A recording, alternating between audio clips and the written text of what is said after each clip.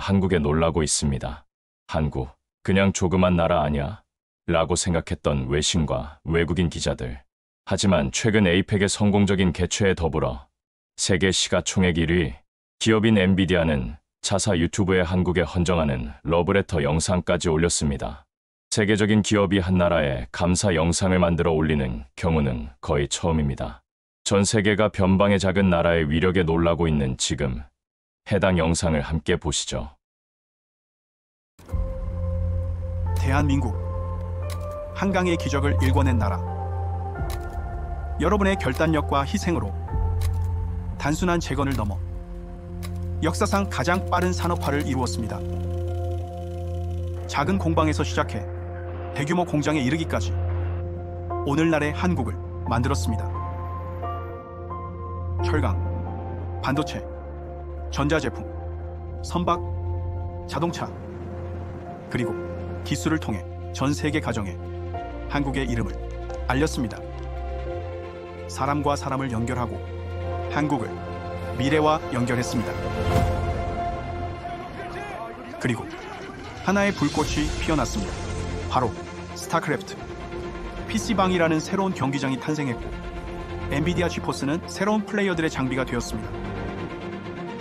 e스포츠는 모두의 무대가 되었고 챔피언은 국민의 염원을 안고 우승을 거머쥐었습니다. K컬처. 세계는 처음에는 호기심으로 이내 사랑에 빠졌습니다. K-팝, K-드라마, K-뷰티, K-스타일에 빠졌고 떠오르는 세대는 더욱더 높이 나아가고 있습니다. 한국의 황금기를 향해. 그리고 한국은 반도체에 이어 이제는 AI 인프라를 구축하고 있습니다. 삼성, 현대, SK부터 네이버와 LG에 이르기까지 디지털 트윈, 스마트 로봇, 스마트 팩토리, 산업혁명에서 AI 혁명으로 한국은 새로운 미래를 만들어가고 있습니다. 기적이 계속되는 바로 이곳, 한국에서. 나는 외신기자 스티브이다. APC 취재를 위해 한국에 와서 취재 중이다. 이 영상을 처음 보고 큰 충격을 받았다. 20년 넘게 비즈니스 섹션을 담당해온 기자로서 처음 보는 광경이다. 거대 기업이 한 나라에 감사 영상을 만들어 올린다. 그것도 자사 홈페이지가 아닌 공식 유튜브 채널에 영상 속 내레이션이 흘러나왔다. 한강의 기적은 AI 혁명으로 이어지고 있습니다. 동료 기자 잭이 내 어깨를 툭 쳤다.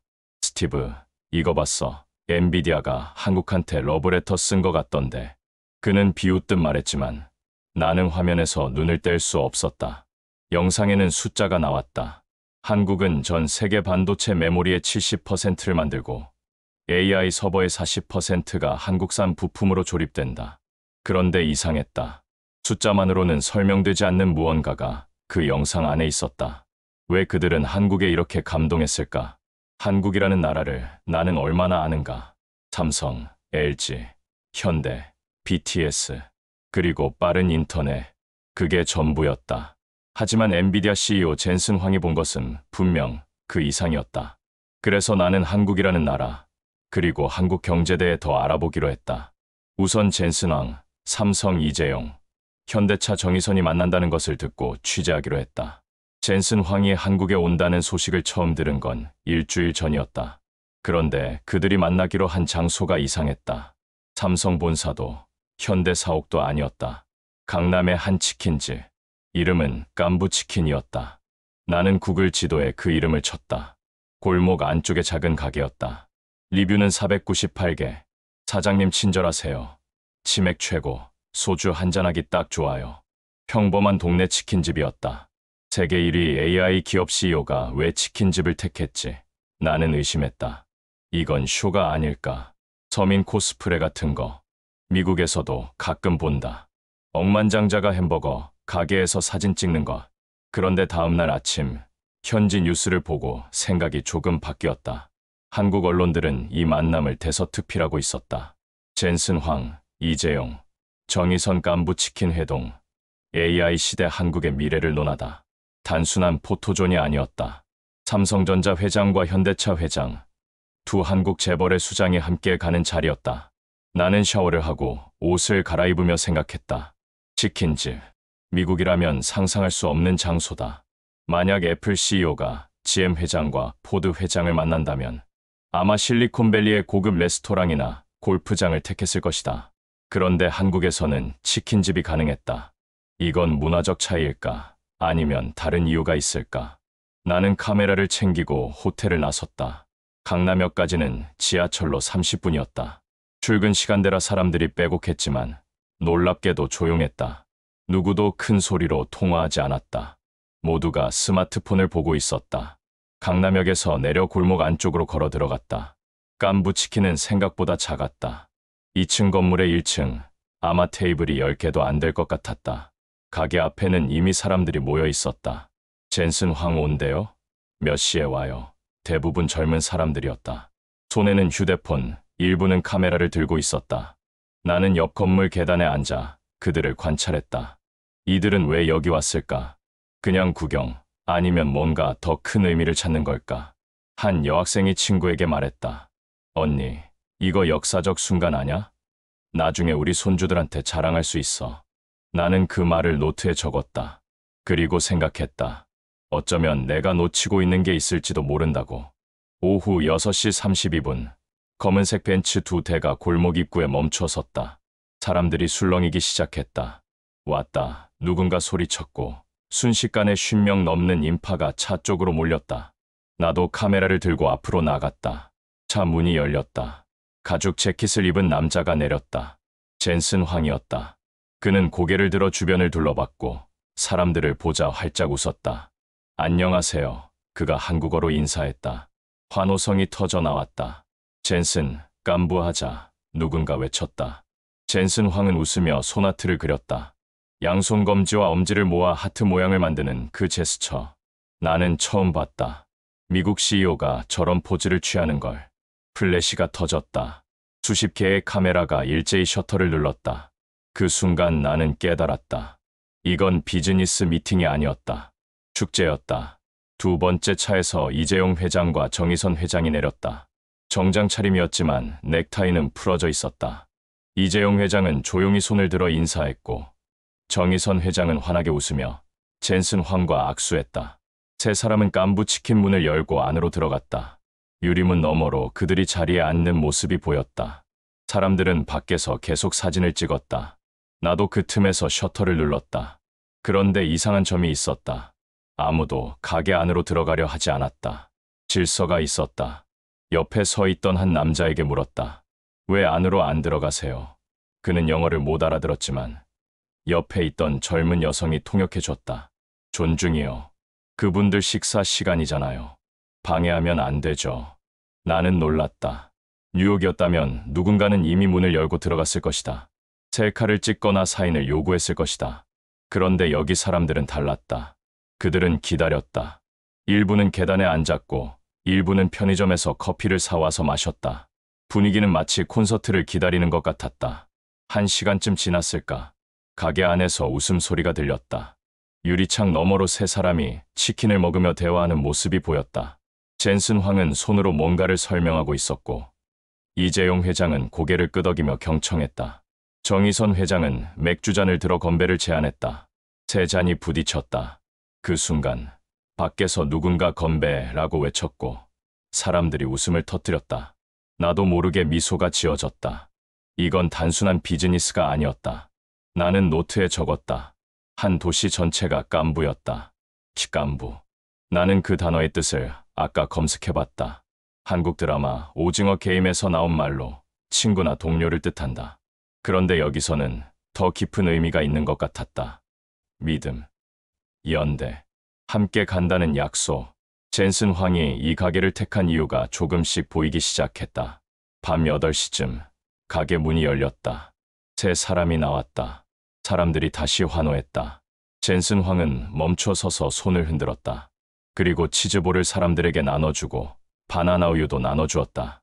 바로 앞에 있던 나도 하나 받아먹었는데 바나나 우유 맛은 환상적이었다. 어떻게 우유에서 이렇게 향기롭고 달콤한 맛이 나지? 젠슨 황은 자리를 떠나며 말했다.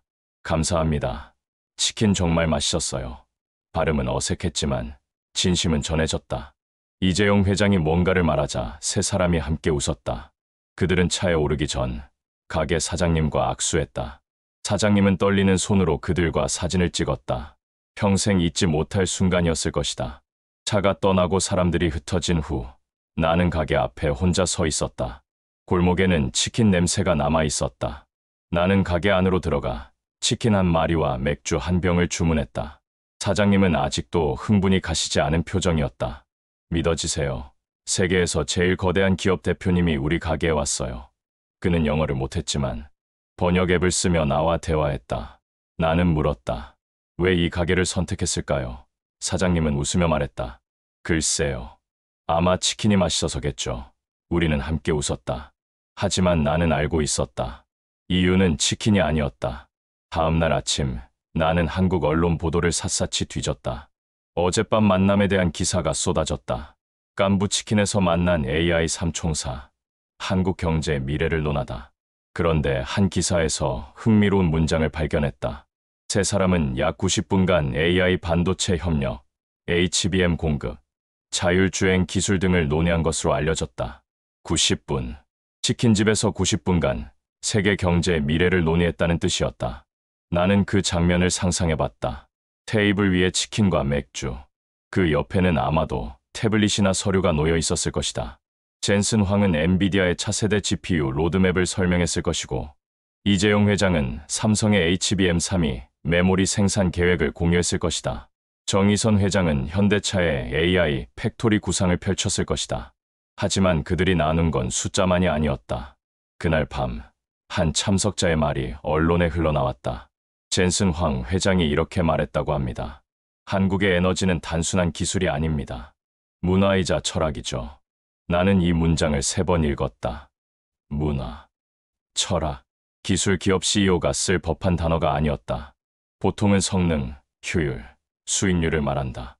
그런데 그는 문화를 말했다. 나는 호텔 방에서 일어나 창밖을 봤다. 서울의 아침이 밝아오고 있었다. 빌딩들 사이로 한강이 보였다. 그 강을 따라 수백만 명이 출근하고 있었다. 그들 모두가 한국의 에너지였다. 오후에 나는 삼성동 코엑스 근처에서 한 업계 관계자를 만났다. 반도체 산업을 20년 넘게 지켜본 사람이었다. 그는 커피를 한 모금 마시고 말했다.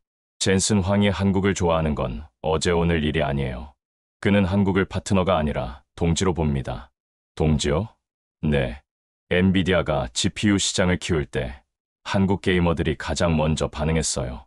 1990년대 말 PC방 문화가 폭발했죠. 스타크래프트를 아시죠? 그 게임이 고성능, 그래픽 카드 수요를 만들었어요. 젠슨 황은 그걸 기억합니다. 나는 고개를 끄덕였다. 그 이야기는 엔비디아 헌정 영상에도 나왔다. PC방에서 게임하는 청년들, 그들이 지금의 AI 혁명을 만든 초석이었다는 것. 그런데 왜 치킨집이었을까요? 내가 물었다. 관계자는 웃었다. 그게 한국이에요. 우리는 큰일을 작은 곳에서 시작하는 걸 좋아합니다. 포장마차에서 계약 성사시키고 찜질방에서 아이디어 나누죠. 치킨집도 마찬가지예요. 격식 없이 마음 열고 진심으로 대화하는 공간이죠. 저녁이 되자 나는 코엑스로 향했다. 그날 밤 젠슨 황이 지포스 게이머 페스티벌에 참석한다는 소식을 들었기 때문이다. KPOP 광장은 이미 사람들로 가득했다. 사전 예약한 500명 넘는 관객이 형광 초록색 야광 팔찌를 흔들며 그를 기다리고 있었다. 밤 8시 57분, 가죽 재킷을 입은 젠슨 황이 등장했다. 환호성이 터졌다. 젠슨 황, 젠슨 황. 사람들이 그의 이름을 외쳤다. 무대에 오른 젠슨 황은 마이크를 잡고 말했다. 한국의 PC방 문화, e스포츠 인기가 없었다면 오늘의 엔비디아도 없었을 것입니다. 그리고 그는 예상치 못한 이야기를 꺼냈다. 1996년 제 인생 처음으로 한국에서 편지를 받았습니다. 모르는 사람이 보낸 아주 아름답게 쓰인 편지였어요. 관객들이 귀를 기울였다. 편지에는 3가지 비전이 있었습니다. 한국을 초고속 인터넷으로 연결하고 비디오 게임으로 세상을 변화시키고 비디오 게임 올림픽을 열고 싶다는 것이었죠. 그 순간 무대 옆에서 이재용 회장과 정의선 회장이 깜짝 등장했다. 관객들이 비명을 질렀다. 젠슨 황이 두 사람을 보며 웃었다. 이재용 회장이 마이크를 받아 말했다. 제 아버지가 보낸 편지입니다. 관객석이 숨을 멈췄다. 고 이건희 선대 회장. 그가 1996년에 젠슨 황에게 편지를 보냈고 그 편지 때문에 젠슨 황이 한국에 왔다는 것. 그리고 그때부터 30년 가까운 우정이 시작됐다는 것. 이재용 회장은 계속 말했다. 25년 전 엔비디아는 삼성전자의 GDDR을 써서 지포스 256을 출시했습니다. 그때부터 양사의 협력이 시작됐고 젠슨과의 우정이 시작됐죠. 그는 젠슨 황을 향해 고개를 돌렸다. 젠슨은 인간적으로 정말 매력적입니다. 꿈이 있고 배짱도 있고 따뜻하고 정이 많은 친구입니다. 젠슨 황이 이재용 회장과 포옹했다. 사람들이 박수를 쳤다. 정의선 회장도 마이크를 잡았다. 저는 어릴 때부터 아케이드 게임을 계속해왔고 제 아이는 리그 오브 레전드를 좋아하는데 당연히 엔비디아 GPU가 들어있을 겁니다. 관객들이 웃었다.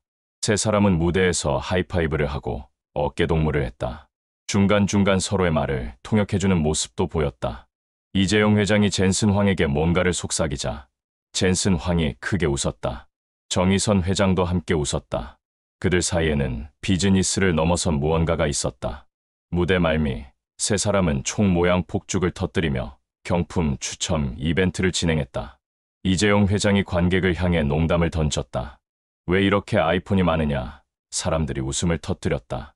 젠슨 황은 베스트 프렌드라며 두 사람을 소개했고 이재용 회장은 젠슨 황을 최고의 발명가이자 최고의 사업가라고 불렀다. 나는 무대 아래에서 그 장면을 지켜보며 노트에 적었다. 이건 권력의 회동이 아니라 믿음의 만남이었다. 페스티벌이 끝나고 밤 공기 속으로 나왔다. 사람들은 여전히 흥분을 가라앉히지 못하고 있었다. 진짜 대박이었어. 평생 못 잊을 거야. 나도 그랬다. 세계 언어가 다른 세 남자. 그러나 그날 밤 그들이 나눈 대화는 인간에 대한 신뢰로 하나였다. 기술은 결국 사람이 만든다. 그리고 사람은 믿음 위에서 함께 나아간다.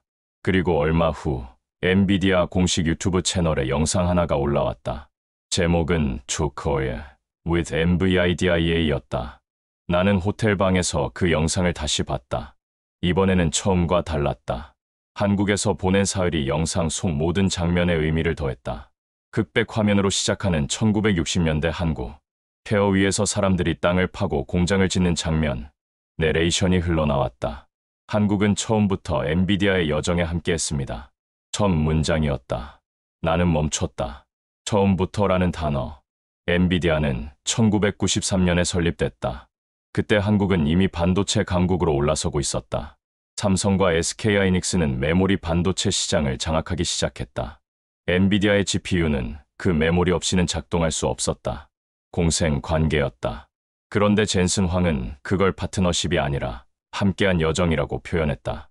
영상은 계속됐다. 여러분의 결단력과 희생으로 세계에서 가장 빠른 산업화를 이뤘습니다. 화면에 포항제철소가 나왔다. 용광로에서 쇳물이 흘러나오고 노동자들이 땀을 닦는 장면. 1970년대 박정희 대통령이 철강 없이는 공업국가가 될 수 없다며 밀어붙임 프로젝트였다. 당시 세계은행은 반대했다. 한국에게는 너무 이른 도전이라고. 하지만 한국은 해냈다. 5년 만에 제철소를 완성했고 그 철강은 자동차와 배를 만들었다. 젠슨 황은 그 이야기를 알고 있었다. 다음 장면은 1990년대 PC방이었다. 어두운 방 안에서 수십 명의 청년들이 모니터를 응시하고 있었다. 스타크래프트. 그 게임은 한국에서 국민 스포츠가 됐다. 프로게이머가 생겨났고 e스포츠 산업이 태동했다. 젠슨 황의 내레이션이 이어졌다. 한국 게이머들은 세계 최초로 고성능 컴퓨팅의 가치를 증명했습니다. 나는 그 말을 곱씹었다. 가치를 증명했다. 단순히 게임을 즐긴 게 아니라 GPU라는 기술의 미래를 보여준 것이었다. 1996년 고 이건희 회장이 보낸 그 편지가 바로 이 비전을 담고 있었다. 영상 중반부, 화면이 컬러로 바뀌었다. 2000년대 한국, 한강 위로 다리가 놓이고 고층 빌딩이 올라가고 지하철이 달렸다. BTS의 공연 장면, 봉준호 감독의 아카데미 수상, 손흥민의 골 세리머니, 그리고 반도체 공장, 하얀 방진복을 입은 엔지니어들이 웨이퍼를 들고 있는 장면. 이제 AI 혁명으로 기적이 계속됩니다. 내레이션의 톤이 높아졌다. 화면에는 최신 AI 팩토리가 등장했다. 로봇팔이 칩을 조립하고 서버 렉이 깜박이고 엔지니어들이 데이터를 분석했다. 나는 영상을 멈추고 생각했다. 그는 반도체를 팔러 온 게 아니었다. 젠슨 황이 한국에 온 이유는 계약서 사인이 아니었다. 그는 존경을 배우러 왔다. 그리고 영감을 남기고 갔다. 영상 속 그의 목소리에는 감사를 넘어선 무언가가 있었다. 동질감. 같은 꿈을 꾸는 사람들끼리의 연대. 미국과 한국. 반도체와 AI. 과거와 미래. 모든 게 하나로 이어져 있었다. 영상 마지막 부분. 화면에 지드래곤의 무대가 나왔다. 화려한 조명 아래 그가 춤추고 노래했다. K-팝의 에너지. 그리고 다시 AI 팩토리. 두 장면이 교차 편집됐다. 메시지는 명확했다. 창의성과 기술은 다르지 않다. 한국은 두 가지 모두를 가졌다. 젠슨 황의 마지막 말이 흘러나왔다. 기적이 계속되는 한국에서 함께할 수 있어 영광입니다. 영광. 그 단어가 다시 나왔다. 나는 노트북을 덮고 창밖을 봤다. 서울의 밤이 반짝이고 있었다. 나는 깨달았다. 그가 본 한국은 산업이 아니라 정신이었다. 무에서 유를 창조하는 힘, 불가능을 가능으로 바꾸는 의지, 넘어져도 다시 일어나는 회복력, 그리고 무엇보다 함께 나아가는 연대. 기적은 아직 끝나지 않았다. 오히려 지금부터 시작이었다. 다음 날 엔비디아는 삼성전자, SK, 현대차, 네이버 등 한국 주요 기업과의 신규 AI, 반도체 공급 계약을 발표할 예정이었다. 숫자로 표현되는 계약이지만 그 뒤에는 30년 우정이 있었다. 취재 마지막 날, 나는 APEC 정상회의 폐막식에 참석했다. 21개국 정상들이 모이는 자리였다. 입구부터 경호가 삼엄했다. 나는 기자 출입증을 목에 걸고 프레스 센터로 향했다. 복도에는 각국 기자들이 붐볐다. CNN, BBC, 로이터 모두가 같은 질문을 던지고 있었다. 한국은 어떻게 이렇게 빨리 성장했나? 나는 그 질문에 이제 답할 수 있을 것 같았다. 폐막식이 시작됐다. 무대에 조명이 켜지고 음악이 흘러나왔다. K-팝이었다. 하지만 평범한 공연이 아니었다. 무대 위에 로봇이 등장했다. 인간 댄서 크기의 휴머노이드 로봇이 춤을 췄다. 팔을 들고 몸을 돌리고 박자에 맞춰 움직였다. 관객석에서 탄성이 터졌다. 나도 모르게 카메라 셔터를 눌렀다. 로봇과 인간이 함께 춤추는 장면. 이게 바로 AI 시대의 한국이었다. 나는 관객석을 둘러봤다.